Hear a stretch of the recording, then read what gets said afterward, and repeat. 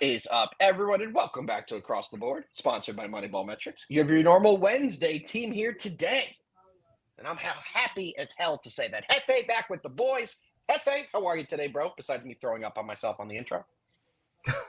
I'm good, man. I'm good. Happy to be here with you guys as we get geared up for the fall coming up and all the wonderful, beautiful things that come with it, including collegiate and professional football.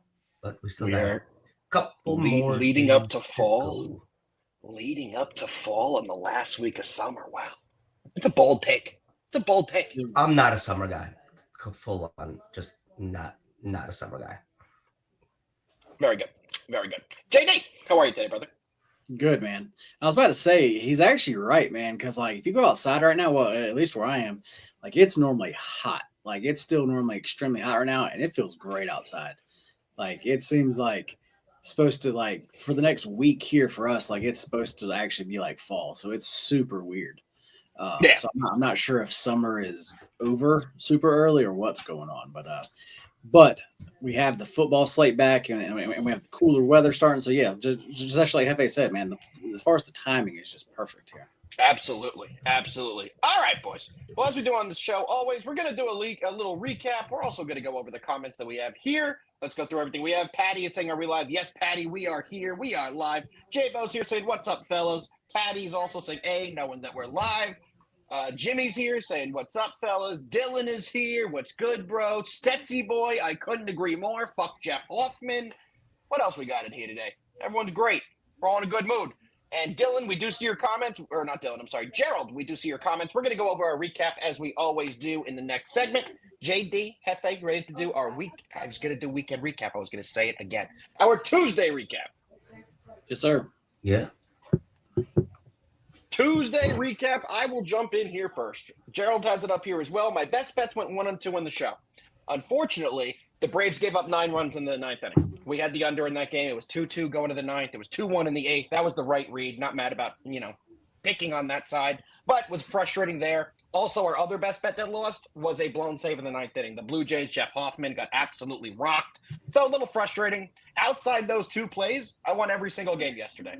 So, unfortunately, if those 2 teams didn't blow it in the ninth, there would have been a huge day in a sweep, but that's the way the cookie crumbles sometimes. I would bet it the exact same way today. A profitable day for me and still a good day overall, but the best bets did go 1-2 overall. JD, how'd you do yesterday? As far as in tennis, I had a little bit down day. Yesterday, as far as tennis was just overall, just actually kind of a wild day. But then baseball, I hit every game. So that is always nice. And then to round out the night, I, in the free Discord, dropped a couple KBO plays. And those also hit. And that means I've not lost a KBO play the entire season. I saw you post that. I did see you post I've that. only given out very, very few. I do them, it's not something I give out every night. But yes, so that was kind of cool. So Love to hear that. Love to see you cashing in all forms of MLB. In America, in Korea. Tonight, we expect some Japanese baseball. Don't know if they're still in season, but you better get ready, JD. Jefe, I know you're going to the U.S. Open this week. Besides that, how'd you do yesterday? I don't know what. Way for me to intro that, by the way. Yeah, So that was really say weird. I don't know what the U.S. Open. How it correlated to. I don't know. Let's move on. Okay. Yesterday, all was good besides one team that I've now backed 2 days in a row, and they've burned me 2 days in a row. Shame on me for doing that, and it's the Phillies. I don't know how they keep losing games to the Mets. Yesterday, after the Phillies came back, I can't remember what inning it was, 7th, 8th, whatever, I was so certain that the Phillies were going to win that game. And I was so extremely wrong. I actually watched that 9th inning. It was incredible to see Duran go out there in the 9th for the Phillies and not get one single out. You got rocked. Actually impressive, to be honest with you. Kudos to the Mets. If there's one team they need to pick up games on, it's the Phillies, and they're doing that just now. Absolutely. Reds also lost, so they're just going to keep continuing building their stature for that third wildcard spot. But yeah, other than that, all was good. We had the Dodgers on the run line. We had the Braves money line, which was pretty much free money. The Yankees continue to be teams that they should beat, which we're gonna hopefully keep riding today. Whatever, if only those teams could make the playoffs, right? Yep. And I don't know if you mentioned it, but the other one was the Blue Jays, who just imploded. I mean, Yep, that's Jeff Hoffman, who I introed the show and said, fuck Jeff Hoffman. That's the closer of the Blue Jays. He now has a Devin Williams ERA. He has a 5 ERA. He's been a disaster for them. But yeah, no, they definitely should have won that game. Very, very frustrating there. Boys, I got breaking NFL news. What if I told you I got 3 breaking NFL news stories? Actually, pretty big deal. First one, pull it up here so I don't say anything wrong. Rashee Rice has officially been suspended 6 games. They said he was going to start the season playing. Well, he went through the whole trial and everything like that. He's accepted the suspension. He will serve it week 1. So Rashee Rice will not be playing for the Chiefs until week 7. Don't hate that. No, it's the right move. You don't want to lose him in the playoff push or when you're trying to get I seeding in don't the hate playoffs. that because it was looking like his hearing was end of September. Exactly. So he would have probably played weeks 1 through 4 and then would have been gone weeks 5 through 11. And depending, and I don't know this rule, maybe you guys do. If the suspension does not, it's not pertaining to weeks, right? It's pertaining to games. So if they had a bye week in there, he would miss more. And I don't know where the Chiefs' bye week is, but honestly, this is the right move. I'll tell you what, anybody that does not have a fantasy draft yet, that has one coming up, that's huge. He is now a very interesting player in that realm. Yeah, I'm very curious where he's going to go, especially now that we know it's a 6-game suspension. We had no idea what it was going to be. We heard rumors they wanted it to be at least 3 games. Right move. Some said 9 to 10 games. The right move. I agree. Also, with what he did, come on, don't let him play while this hearing is going. Get him suspended. He deserved to be suspended. It's not like he did a little nothing thing. He ran away from the cops. He was on the flee. He was on the run for a long time. So, I mean, come on. Take your suspension, and we move on. So that's the big news on Rashee Rice. Yet again, if anyone's just tuning in, because I did tweet, we have Rashee Rice breaking news. He is suspended. So who's the biggest, I hate to use this word, winner, but who's the biggest winner from this news on the Chiefs? Is it Hollywood? Xavier Worthy? I can't even think of a third one. Probably just the Chiefs overall, because they're getting him back in a better part of the year. You'd rather lose your guy early and get him back for the meaningful games down the line than losing him in week 10, 11, 12, and those types of weeks. You know what I mean? So I would say probably the Chiefs as a whole is a big win for them. And for NFL fans, there was a big outcry from people that were upset that he was going to be able to play when, a lot of other guys have been suspended immediately for crimes that may not have been, as serious as what Mr. Rice did. So I think it's a good way to go about this. I think it pleases the fans. It pleases the Chiefs, and it's the right move there. JD, thoughts? And then I have 2 other NFL breaking news topics. Oh, wow. I just saw one of the breaking news. That's a lot of money. The 49ers? No, the Ravens. That's okay, I guess we got a 4th fucking breaking news that Jefe is going to get. Oh, yeah, that's one I had. Sorry. That is one I had. Yeah, actually, what I was going to say is actually, as far as the whole league, yeah, I'm actually I think it's a win for the whole league, just because it gives everybody actually what they want. So. Fabo, get a hat on, brother. Rock with the boys. Yeah, I mean, I'm pretty sure now for this, I have a question. Yeah, what's up? Betsy boy, we love you.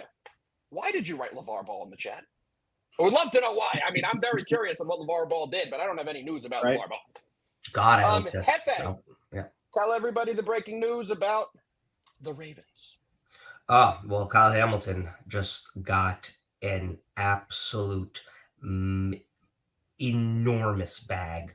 I want to say, highest paid safety in NFL history, 4 years, $100 million, $82 million guaranteed. That's the important number. The guaranteed $82 million. Rightfully so, man. I remember him coming out of Notre Dame.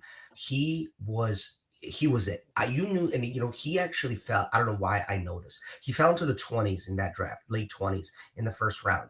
And the second that the Ravens got him, I just felt like, goddamn, he's that guy's gonna be an all-pro. Did I think it was gonna happen? What is he coming into his? Is he coming into his 3rd year?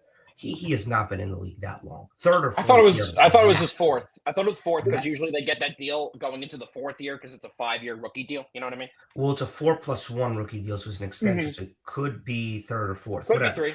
Either way, he's extremely young. He's so good back there, and he's been a pillar of their secondary to the point that they've been able to move away from some other players that were aging and obviously give him the bag. 4th year, by the way. 4th year. Fourth Fourth year. year. They just pulled up. Well deserved. Kyle Hamilton is, in my opinion, the best safety in the league. If not the best, he's definitely top 3.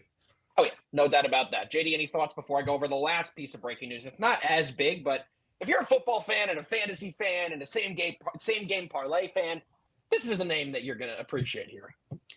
Yes, as far as that deal, no, there's no real certain thoughts. But as far as the team, as far as the Ravens, yes, I do have a thought. If you have not bet them to win the Super Bowl, you should probably go and do it now. Wow. Are we going to do a future show? I should probably not ask you that on air and put you on the spot, but we should do that. That would be a lot of fun. I think the viewers would like that. So if you guys are interested in a future show, stuff that we're betting for the long term of the season, let us know. We're happy to do that. We're happy to put that kind of content out for you guys. Final piece of breaking news. And if we do that show, you will see me not agree with what JD just said. Yeah, it'll be a fun show. That's exactly why I think we'll like it. I think we'll have a great time going over futures. One other piece of breaking news, not as big of a deal. Marquez Valdes-Scantling has signed with the 49ers. He's back in the league. So you want to do your 2 touchdown props. He gets one of those a year. One game a year. Valdes-Scantling has that 2 touchdown I thought it was interesting that he got cut from the Seahawks. As the Seahawks, they obviously they have JSN. They got Cooper Kupp. But after that, I thought MVS was a clear-cut, easy third guy. He runs that go route pretty well, and that's kind of what they were missing. I mean, looking at who their third wide receiver is going to be, it's getting a little questionable. Kendrick Bourne released from the Patriots after he requested to be released. A lot of news we're getting today because at 12 o'clock is when you find out what players went claimed and unclaimed. So there's a lot of Tommy DeVito ended up on the Jets yet? Not yet, but everyone knows that's happening. You got to keep him in North Jersey. Let him stay at his parents' house. Keep cooking that chicken parm. Keep living the dream in northern New Jersey. We hope Tommy DeVito. How did you guys feel about that Thielen trade earlier today? I thought that was a good deal for the Vikings. I think he adds a good element to that team, and I think their offense just got significantly better. What are your thoughts? I think it was a move that was extremely necessary. I mean, Rondell Moore's out for the year. Addison's out for the first 3 games. I cannot think about who the other one is. It's not. Is it Naylor? It's something Naylor. Josh Naylor. I'm kidding. He's the first baseman on the Seattle Mariners. Jordan Naylor? What does even go with it? Jordan Naylor? I don't know, the bad Naylor. I'm not sure. I'm certain it's a Naylor. Anyway, sorry. So Naylor's really the only. He was going to be wide receiver 2. Jalen Naylor was going to be wide receiver 2 for the first 3 games. Next, obviously, Justin Jefferson, who's, by the way, nobody's really talking about it, coming off a hamstring injury that kind of nobody knows what's going on. I mean, I'm sure he's going to suit up. So this was necessary, and I love it. This is a vet who knows how to play in this system, who doesn't know this quarterback, but I believe they've trained in the offseason to get the Thielen and JJ. Yep, they definitely do. So I like it for them. And I also think it's actually also very important for what the Panthers are going through and probably what they think about Tet and what they saw, what they think about Jimmy Horn and stuff like that. Yeah, 100%. Tet's been unbelievable, by the way. If you haven't taken him in any of your fantasy leagues, make sure you guys do that. He's looking unbelievable. I'll put this out right now. I'm not big on the Panthers in terms of they're going to make the playoffs or anything, but I do think you see an improvement from multiple positions on that offense and just the team overall. I like what they have there on a lot of young players, but Bryce, I think, will actually have an offensive line that might be able to, block somebody for him. And he looked better at the end of the year. He looked significantly improved. I think Tet is a real wide receiver 1. I think Leggett has to show me something in terms of taking that next step. Love that guy. Absolutely. Yeah. And awesome. Let's see what Jimmy Horn can do as wide receiver 3, I guess. Yeah. Because they released Renfro, they traded Thielen, so welcome. Yep. Yeah, guys, and I'm sure we'll have more NFL talk today. We're getting news every 3 seconds, it seems like. So anything that comes up, we're happy to talk about it. JD, remember how we closed the show yesterday saying we can't go over every single game that's requested? We're going to try and go over, as many as we can with you guys. Yeah, we haven't even gotten to a breakdown yet, and it's 12:20. So, boys, let's get into MLB before the viewers out there punch us in the face through the internet. We're getting into the MLB. First game we're breaking down today is going to be the San Diego Padres going to Seattle, taking on Josh Naylor and the Mariners. Pitching for the Padres is Yu Darvish. Mr. Darvish is 3-3 with a 5.36 ERA. On the other side is my guy, Brian Wu, 11-7, 2.94 ERA, 0.94 WHIP. JD, you know what's a really weird stat when you look at these two teams, or when you look at Yu Darvish? He's got a 5.36 ERA, right? He's got a 1.1 WHIP. It's a really good WHIP to have a 5.5 ERA. Jefe, you're back on the show, so you got to lead off this breakdown. What do you got? Yo, I really like Brian Wu. I've been, and it's weird. I only get to see Brian Wu truly, obviously, pitch 2-3 times a year. Seattle, I'm sorry, love you, but I ain't staying up for your 10:30 first pitch starts. But I feel like the last couple of times I've seen him play, which is against the Yankees, he's pitched phenomenal. And those 2-3 instances stick out in my head. When you really like dig into his numbers, obviously everybody knows the one thing about Brian Wu is going to strike you out. But man, oh man, does he like playing pitching over there in Seattle? Yep, and that's where you got to take him. That's where you got to take him. And I mean, just like Seattle is not an easy place to pitch, and he's pitching well, 7-2 to an ERA under 2.3, 72 Ks at home as well. He has pitched against the Padres this year. I got to see when it was because it has not been recently. But he went 7 innings, 5 hits, 1 earned run in that game. I'm rolling with the Mariners here. I'm not even going to make this a long thing. I had better pitcher on the mound today in the better situation. Mariners playing better baseball. JD, and before you do, J-Bo, do the thing. J-Bo, do the thing before I go. JD, what do you got? Okay, everybody knows that I am not a Yu Darvish guy, but I have to give him credit, man. He's actually been pitching fairly well. As far as his stats, they look a little weird because his first couple starts of the season, he got really blown up. Yep. And, that's who we thought that we were going to see. But that really hasn't been the case. I believe – where does he face the Dodgers his past couple starts? Let me pull it back up here.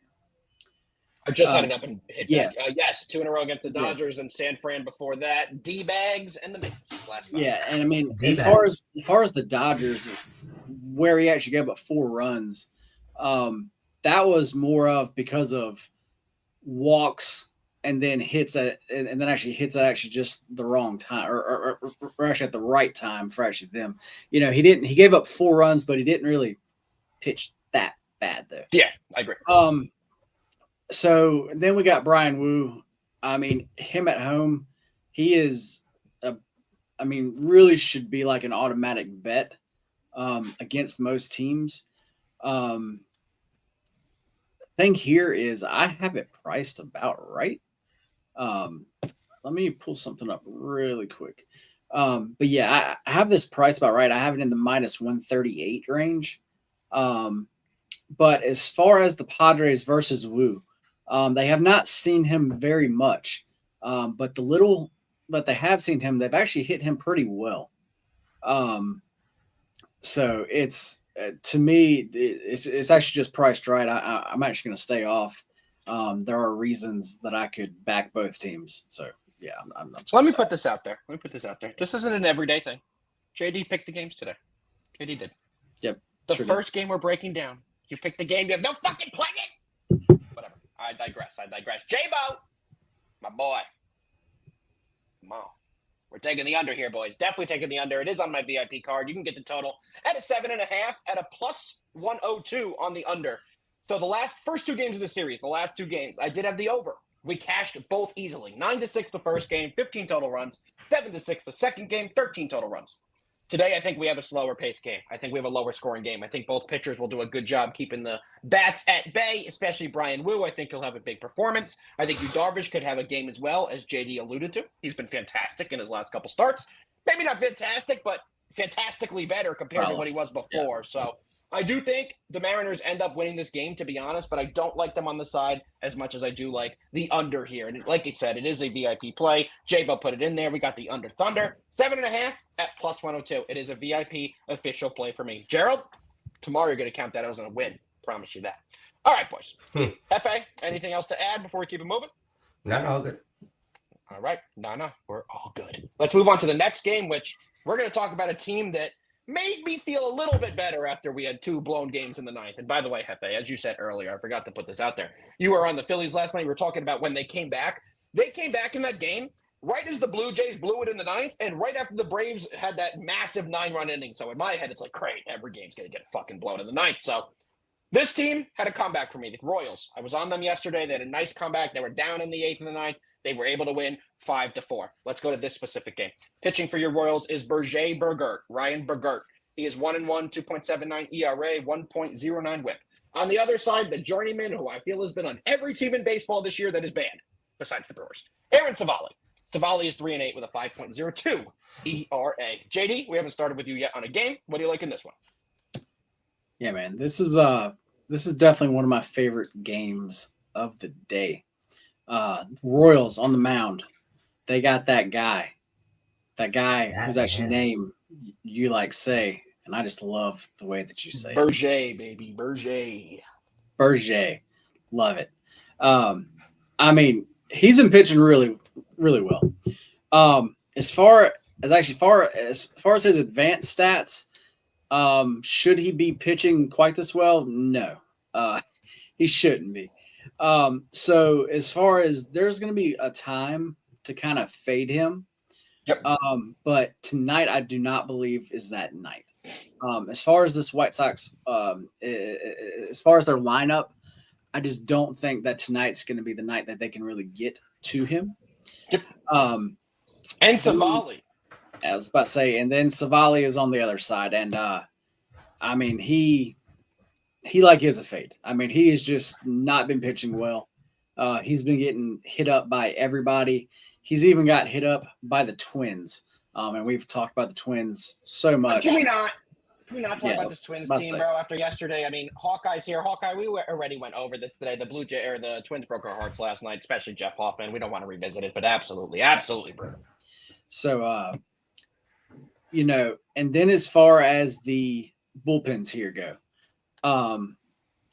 the Royals bullpen is good to go because they won last night, but they were down, so they didn't use like all of their bigger. They were down big. Yeah, they were down big. So like as far as the KC bullpen goes, we're actually good to like go there. As far as the White Sox bullpen, it is not in actually quite as good shape. As far as the lineups, the Royals have a big edge here. This is one of those games where literally everything, to me, points towards the Royals. I did get on this pretty big at -120. I think it's up to -130s now, which I still think is completely fine. And yeah, this is one of my favorite plays. Yep, I'm with you on the same exact boat, JD. I love the Royals today. I think they're going to have a big performance. I think they're going to be able to get it done. I am with you. There's nothing else I can add on this game. The bats got hot last night. They have the pitching advantage, in my opinion, as well. And they're genuinely, the entire team is an advantage over the White Sox. You got to go to the starters. Savali's been a trash can. Berger's been good. The bats for the Royals came alive last night, and the Royals have been playing better baseball as of late. Give me the Royals. Money line. It's currently at a -130. I'm going to give you the current line. -130 on the money line. Jefe. Savali is just not doing too great. Already lost to the Royals, I believe, earlier in the month. Yep. They're 1-4 in his last 5 starts overall. Losers of 3 in a row. He's given up 9 earned runs, 3 earned runs, 4 earned runs in those 3 losses, respectfully. Rolling with the Royals here. No more needed to break down. Can you give us a little more energy? It was very depressing. I feel like you weren't into that. I'm here to spitting facts, baby. What you do. It's what the pepperoni pizza does for us, ladies and gentlemen. Let's keep it rolling right along to the Fighting JDs. We got the Arizona D-Bags going to Milwaukee, taking on the Brew Crew. Pitching for your Arizona D-Backs is Ryan Nelson. He's 6-3 with a 3.63 ERA, 1.07 WHIP. But that's not the story in this game. I'm not looking at the stream right now, so I'm sure Stetsy Boy and others are probably already dropping in the comments. It's Quinn Priester Day. Quinn Priester, 11-2, 3.44 ERA. JD, how many games in a row have the Brewers won when Quinn Priester has been the starting pitcher for this team? I've actually lost count, man. But it's actually been since the end of May. Since the end of May, I believe it's 13 starts in a row that the Brewers have won when Quinn Priester has been the starting pitcher on the bump. JD, you're our resident Brewers expert. What do you got in this game? You know what? For this game, I have something special. So let me go last here. All right, Jefe, over to you. Hold on, I'm counting it. 1, 2, 3, 4. Let's see. 9. I think it's 13. I could be wrong. Let's see if I'm right. No, it's more. It's I was about to say, 15. I think it's more. Wait, it's 6. 5 plus 5, 10, 14, 15 straight games they've won. The last time that he lost was May 24th. Yeah, we talk about it on the actually- show all the time. He actually pitched phenomenally against the Pirates. 6 innings, 1 earned run. They lost 2-1. Yeah, he's been unbelievable. He really has. So what do you got? Believe it or not, he started the season horribly, just like the Brewers did. So yeah, they have won 15 straight starts that Quinn Priester has started. There's really no more needs to be said other than that. The Brewers, after their little hot streak, went a little cold. Is it 15 or 16? I'm tweeting that out It's right now. 15 with tonight being like the 16th. You know what I mean? They've won 15 in a row. Tonight will be the 16th. Brewers, after honestly that crazy winning streak, then they had a little bit of a tough series versus the Cubs, where honestly they had some double headers. Then a weird series against the Giants, the one before this one, where I think they ended up losing that series. And now they're back to their hitting ways against the backs. They've scored 7 runs, they've scored 9 runs, given up a little more runs than we're used to, but they're also hitting. Now with Priest on the mound today, I think that continues. I'm not even going to go deep into this. Brewers should be able to take care of the D-backs here and get seriously. I have 5 plays on my VIP card today. The first one I put on there at the top of my VIP card is the Brewers money line -140. I don't know what the line is at right now. Let me pull it up. -145, still like it. I got it at -140. Line's been moving up. It's Quinn Priester Day. Until he loses, I'm going to back them if he's under a -150. If he's not under a -150, I'm going to parlay them because he just hasn't lost. It's like JD in KBO. He's been absolutely fantastic. Quinn Priester days have been an absolute must-play as of late. So for me, I have to take the Brewers here. Definitely my favorite play of the day. Gerald, put it on the sheet. It's a best bet for me. I'll let you know early. Let's go Brewers. Let's cash. JD, my guy. Oh, I see something in the hand. Up. The Brewers hat is on. JD, the floor is yours. So yes, the Brewers. I feel like I've had a good read on them for actually like quite a while now. I've like known when to stay off, and actually when to back them. In this game today versus this Diamondbacks team, Diamondbacks are throwing out Ryan. As far as actually Nelson, his actual numbers for the year do not look bad. He has an actual WHIP of 1.07 and then an ERA of 3.63. But if you look at current form and then you look and then you look at him on the road, he has not pitched well. His past few starts, he's gotten hit up, and some of those teams, as far as their offenses, are just not very good. And also on the road, I believe his ERA is actually a little over 5. Okay. 5.01. Okay, so I think that this Brewers team is going to get to him. Then you know what? Yesterday, it was actually last night. This normally does not happen. I normally do not get a call the night before a start. But me and Quinn Priester talked actually last night. Oh, my God. And he was actually like, JD, I'm like kind of scared, man, because this fucking D-backs, they are mashing. And I think I'm going to get hit. And I'm like, dude, it's fine. You've won 15 straight games, man. Yes, they are mashing. They are fucking hot right now. But it's fine. Actually, you can lose an actual game, man. I was like, so just go out there and pitch. If you give up some runs. Thank God he had you available. Thank God. I was about to say, man, thank God, Jesus, my God. And I was like, it's actually fine. Anyway, guys, yes, as far as the Diamondbacks lineup, they are hot right now. I think that they do get to Quinn Priester here. Now, actually, will this Brewers as far as the lineup, will they actually back him up? Probably so. So that's why I am not taking the Brewers today. I know I said I was going to ride the Quinn Priester day till it stopped, but I'm not today. I've stopped. But give me the over 8.5 runs. I actually know a lot of people think actually this is going to be an actual lower scoring game. I do not think so. As far as the bullpens, both actually bullpens are actually taxed currently. And then the Diamondbacks bullpen sucks just on top of that. So I think today, or actually tonight, we see plenty of runs here. All right, you guys heard it first from Benedict Arnold. Not taking the Brewers in this spot. Let's see the Brewers win. Connie, I do see here the D-backs are hot. They haven't been hot in winning games, but their bats have been hot. They have lost 3 games in a row, but they're putting up an insane amount of runs. You take a look at their most recent performances. 8 runs yesterday, 5 the day before, only 1 the day before, but 10 the day before, and 6 the game before that. So they're putting up a high number of runs, 5 runs at a minimum at 4 of their last 5 games. So their bats are hitting very well right now. I can see why you're doing that. But Benedict Arnold, the two of us, we're going to take the Brewers on the other side of you. Let's see a high-scoring game. Brewers 10-0. We'll all be happy campers coming back to the show tomorrow. All right, boys. Oh, that was our last MLB game. That was the last one we had scheduled. Are we taking requests, JD? What do you think? Or should we go right into the final college football game of the day? We can do one if actually somebody has something. Anyone has one game you guys want us to break down that we did not, put it in the chat. We are happy to break it down. We'll see which game we have the most, all 3 of us have a play on. We'll give you guys the best breakdown we can for that game. Well, you guys put a game or 2 in there. JD, let's jump over to a little college football. We can always come back if we get that request in there. Oh, boy. We are rolling, and we are going to the biggest opening game in America. Oh, the boy. Rutgers Scarlet Knights hosting the Ohio Bobcats. Guys, Rutgers is bringing back a lot of players.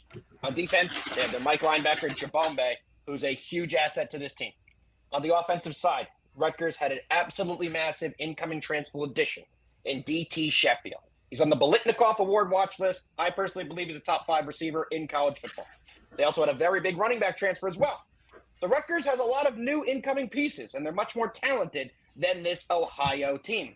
We have a line that kind of represents that. Rutgers is favored by 15.5. Now, the total sits at 49.5. So if Ohio gets a couple touchdowns here with what they're projecting on the final score, it'll be tough for Rutgers to potentially cover. JD, I'm going to send it to you. We got Rutgers. We got Ohio. We got college football. What are we taking in this game? All right, yeah. So as far as this game here, let me see what we got here. So to me, a lot of this game, as far as the total, as far as the spread, as far as basically just how the game goes, to me is going to be dependent on – it's not dependent on one thing, but if this is the major thing to me, and that is the Bobcats, how well they can run the ball. Because as far as actually Rutgers last season, as far as the run defense was definitely not the best. Yep. And as far as the Bobcats definitely have a good run game. Plus they have an actual quarterback who can run the ball. He can actually run the ball extremely well. He's a fun guy to watch because he's one of those guys that just won't slide. Like he's just going to take that hit. He's just going to try to get every single yard. He's just fun to watch. But the big thing for them, and especially for him, is when they get that run game, it sets up their actual pass game, but especially their actually quick pass game. He is very good at getting the ball out very fast, and then takes those random, actually deep shots kind of thrown in there. There's kind of actually what you're going to see here. So I think a lot depends on how well the Bobcats can actually do that, or either how well this actually Rutgers team can actually stop that. So that's where there's really where I see everything coming. But as far as the Rutgers offense, I think you were just saying, they are actually bringing back 8 guys. As far as the wide receivers go, there's where they're going to be super strong at here. As far as Sheffield, you brought up him. I mean, as far as a slot guy, I mean, he's great. I mean, you're not. Really I think he's one of the top 5 in the country. I genuinely mean that. I was just about to say, as far as slot guy, you're not going to really find anybody better. I mean, you're not. Then who else do they have? What, Strong? And is it Duff? Ian Strong, KJ Duff.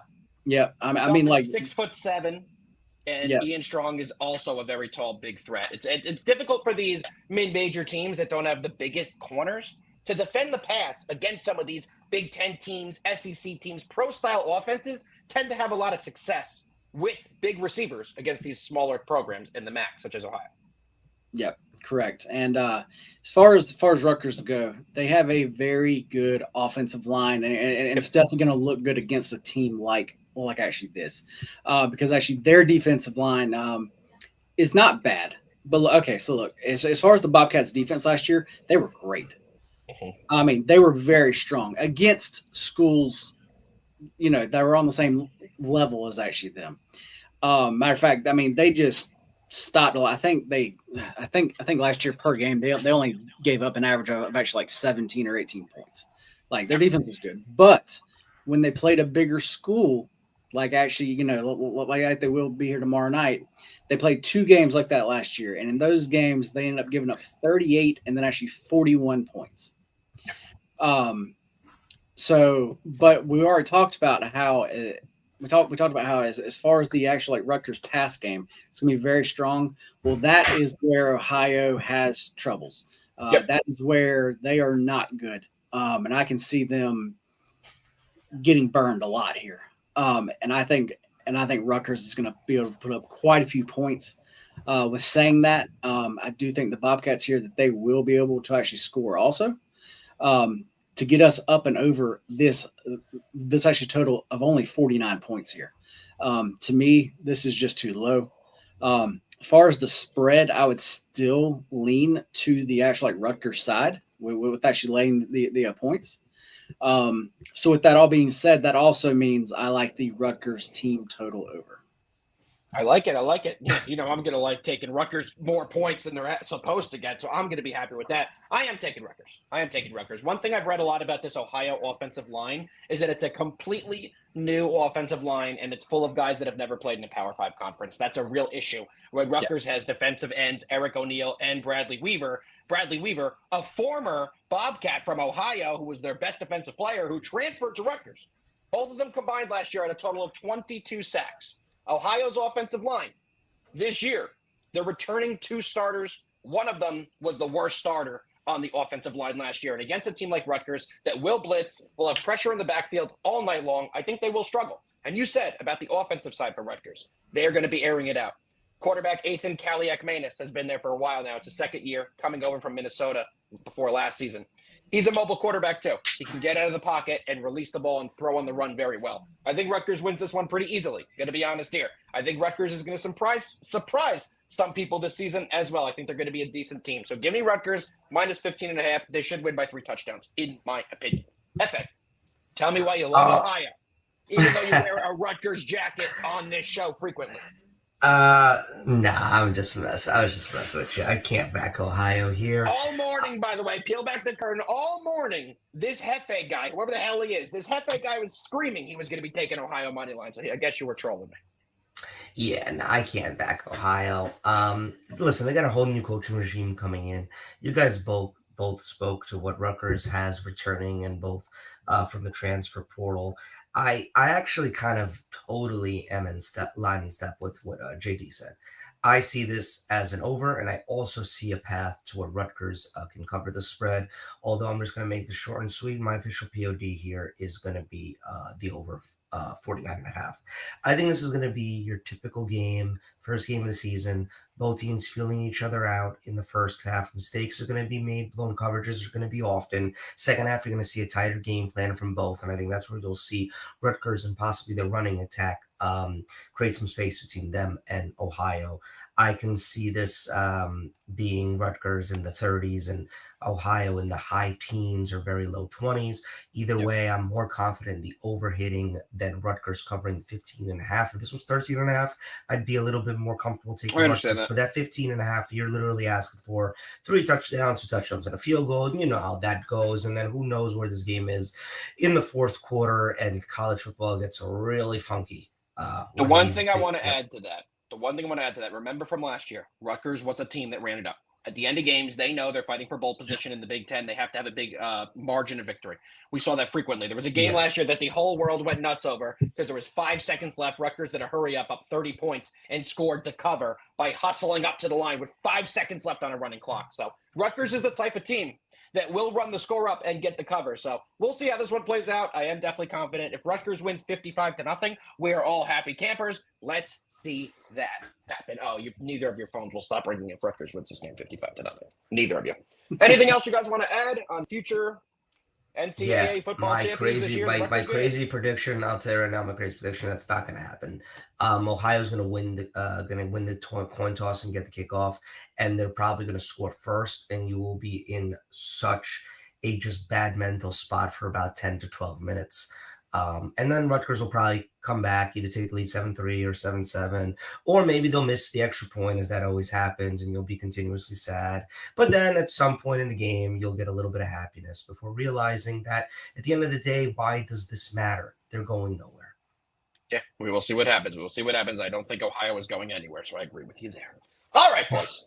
We're going to go back to the MLB. We promised you guys one more game, and a few people have requested the New York Yankee game, which starts in just 20 minutes. So, JD, I'm going to do the thing again. Ready for this? Boom. It didn't do it. Fuck. Boom.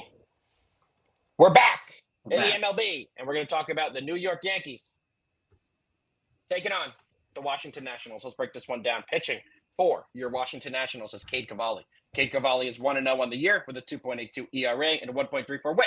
He's only pitching 22 innings. For the Yankees, Max Fried. It's Max Fried. 13-5. 3.14 ERA. 1.12 WHIP. But Max Fried has not been Max Fried for the last month or two. In his last start against the Boston Red Sox, the Yankees did lose 1-0. He went 6 innings, no run ball. He only had 3 walks. Not a bad game from him. 7 strikeouts, went 6 innings. But they did lose that game 1-0. They need another win today. So this is what the Yankees do. We've talked about this on this show every single day this week. When the Yankees play a lesser opponent, you take them. When they play a team that you think is equal to them or better than them, you don't take them, because the Yankees beat up on bad teams. But what do the Yankees do? They lose to the good teams. So they're a team that you like to take when they are versing bad teams. Jefe, I'm going to kick it over to you. We got the Yanks, we got the Nationals. This is a potential parlay spot for you. Any action on it? No, I don't even need a parlay spot, to be very honest with you. You said it perfectly. This is a week that the Yankees can lose, and this is not hyperbole, 1 game maximum. 1 game maximum this entire week between the Nationals and the White Sox that are coming into town. And I don't think that today's going to be that one loss. I do think they can get out of here with the sweep. And it can't be free day. It can't be free day when they get the one loss. There you go. And you're saying it perfectly. This is a game where the Yankees they're hitting unbelievably right now. And Hold on. First of all, have you seen the lineup? No. The guy who was the offense last night, Giancarlo, who had the 5 RBIs, is out of the lineup today. So put that out there. He is out of the lineup today. That makes sense. Honestly, I expect that because Boone's a moron. Not a coach, and he just types stuff into a computer and gets emails sent to him with lineups and predictions and scorecards and et cetera, et cetera, et cetera. But even with that being said, this is Max Fried versus Nationals lineup that has not really done much against pitchers that are not as good as Max Fried in the last 2 games. This is a Yankees lineup that, yes, Giancarlo Stanton was the entire offense yesterday, but they have other players that can step into that role today. Nationals are doing a bullpen game. That's fun for them. And I think this is an easy cover spot for the Yanks on the run line. They've won the last 2 by more than 2. Bats are hot, and I think they understand this is a week where they can lose 1 game. And today's not that game. 100%. They need to win this game. I'm on the Yankees. I'll let it out now. I'm kind of, as you can kind of see here, wearing a little Yankee jersey. They've been great for us in parlays. The Blue Jays are who fucked us yesterday. The Yankees have been winning easily. The games have not been particularly close. Today's parlays, the Yankees and the Astros. If the Astros don't show up today after yesterday, I don't know what to think about baseball anymore. They should win that game by 38 runs. The Yankees, I expect them to have a big game as well. So I'm taking the Yankees. I'm taking the Astros minus 125. It is my parlay of the day. J-Bo, tune in tomorrow, brother. Tune in tomorrow. We're going to be doing at least 1 football game every single day. That is our goal. We want to always give you guys football content. We know football is king. We know you guys like the football, the best content right now. J-Bo, even for you, we saw when the show intro today, you said you're done with MLB. A lot of people do feel that way right now. But we're still going to be doing the MLB, and we're still going to be covering football every single day. So for today, just the 1 game. Wait till tomorrow. Tomorrow we should be covering a good day of college football action. JD, over to you. final breakdown of the day before best bets.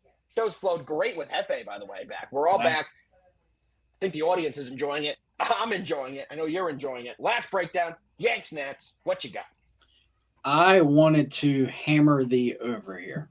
I really did. Looks like Dylan likes that too.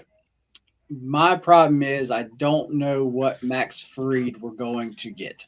Doesn't matter. It's the Nationals. Because he had been horrible. I mean, he'd actually given up what? Horrible. It was either 3 or 4 runs in 8 straight games. It was, but hey, that like last outing, he looked like Max Fried. Like I watched that like game and he was on. I mean, so if we get that, Yankees aren't freaking on. So actually, like if we get that today, like Yankees are probably going to blow them out. But if we don't get it, like there's going to be a lot of runs here.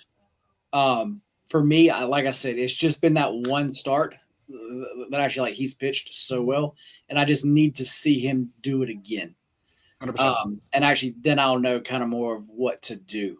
So for me, this is one of those games where I was talking about where I'm just going to learn from. There we go. Well, I'm not going to cash in the Yankees, Mr. J. All right, fellas. It's been a fantastic show today. I've had a blast. J-Bo's had a blast as well. Dylan, good point there. The wind is blowing out in Yankee Stadium today. It is windy. And I know what you're looking at, Jefe. Shut up. All right, boys. Ready to go into little best bets for today, Wednesday, August 27th. Peeling back the curtain, a bunch of people commented they agree with Jefe's Rutgers takes. Nobody should agree with Jefe's Rutgers takes. All right. You guys ready to go into little best bets action? Give the people some winners? Yep. There we go. Best bets for today, Wednesday, August 27th. J-Date. You got 1, you got 2, you got 3, you got 97. Should we do anything before giving the people the bets? Like Jefe's first day back, should we make him like, I don't know, sing like he's Johnny Rockets trying to get a cheeseburger or something? Or should we just go right into it? Do they sing at Johnny Rockets? Oh, yeah, you don't get your food unless you sing. It's the worst thing ever. It's the worst. I have not seen a Johnny Rockets in like 10 or 15 years. But you used to have them by us. But yeah. We still got. But anyway, let's go to. Let's go with that. With actually 2 of the baseball games we talked about. Give me the Royals. Give me them on the money line. Really like that one. And then that Diamondbacks Brewers game. Give me the over 8.5 runs. I like it. Jefe. Hey guys. All right. I have 2. I was just looking at one to make sure that I wanted to go with it. One we spoke about, one we did not. We're going with the Mariners on the money line. I think Wu does get it done at home. I like what I'm seeing out of him, and I like how the Mariners are playing right now. I mean, what is Cal Raleigh at? 50 home runs? Yep. Unless he hit one last night. I didn't watch the game, but I saw the score go over in the 5th inning. Yeah, I thought 50 going into the game last night. It's impressive. My second one is actually going to be a player prop, an MLB player prop, something that I really rarely do. I'm going with HRR, hits, runs, RBIs. I'm taking the over 1.5 on Astros player Christian Walker.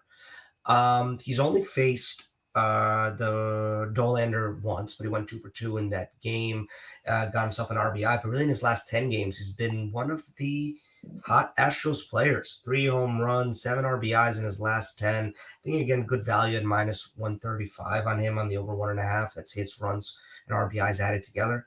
And that's just the little nugget that I found that I really like for tonight. I love that. We're pumped that the Jefe Nuggets are back on the show. Let's get it, Christian Walker. Let's see him hit a ton of dingers today because I'm also on the Astros. All right, best bets for me. I'm pulling up my VIP card. Sent forever ago. Phillies Mets over 8.5. We didn't talk about it. I think we see a ton of runs. We got the kid in there, McLean. He's been good. Phillies are dead, Rookie. Absolutely dead. Phillies dead. pitching Tijuana Flats, Taijuan Walker. He can get hit very hard. I think we see a lot of runs in that game. Over 8.5. Second best bet, Quinn Priester Day, Brewers, money line, -140. That's what it is on my card. It's up to -145. I'll give it out the current line, -145. Padres Mariners, under 7.5, +102. +102 on that, under 7.5. I already gave you guys the Yankees and the Astros on the parlay, -125.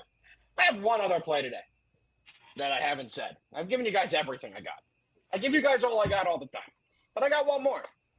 And I'm going to give it out because I like paying the Toronto Blue Jays, -1.5, Fuck Jeff Hoffman. He ain't pitching today, so he can't fuck it up. Blue Jays, -1.5, +102. I hate taking a team wait, out not they +102. had just like a +112. heartbreaker. If they weren't playing the LG Twins or the KBO Twins, I would agree, but I do think we're going to see a big performance out of these Blue Jays today. Also pitching for the Blue Jays is Eric Lauer. We didn't cover that game, but if you've watched the show on an Eric Lauer day, you know I feel he's always undervalued and has pitched very well this year. Let's see the Blue Jays have a statement win after yesterday's catastrophic collapse. Boys, it's been a fun show. I've had a great time. I think we've all had a great time. It's great to have you back, Jefe. I know I can speak for JD on that because we're both pumped to have you back. JD? Any parting words today before we get the fuck out of here? Yeah, man. Today was definitely a fun show. It was definitely good to have us all back, especially talk a little football. Chat, do not worry. Tomorrow and Friday, there's going to be a lot of football, and we're going to talk about all the big games, the Ohio State, Texas, the Alabamas, Maybe. the actual Clemson games. Don't actually worry. Yeah. We're actually going to be going over all of those. So do not worry there. But yeah, guys, it was a fun show. Cannot wait to do it again tomorrow. Appreciate the chat. Appreciate everybody out there tuning in. And let's fucking win. Let's fucking win. Jefe, anything for the people? I'm fucked up, JD, because I got to go to Jefe to you because the let's fucking win pumps us up when we get out on that. I fucked it up. Jefe, do something. Honestly, I think I have to bow out and just let it end done. Let's go, Gerald. Let's fucking go, Gerald. Gerald giving us the juice we need. I can't ever find his comments because for some reason they come up at the top. I've said this a million times. Let's go 9-0. Let's go 9-0. We'll see you guys tomorrow to recap our perfect day. We appreciate every single one of you. And as the GOAT next to me says, let's win. Peace out, everybody.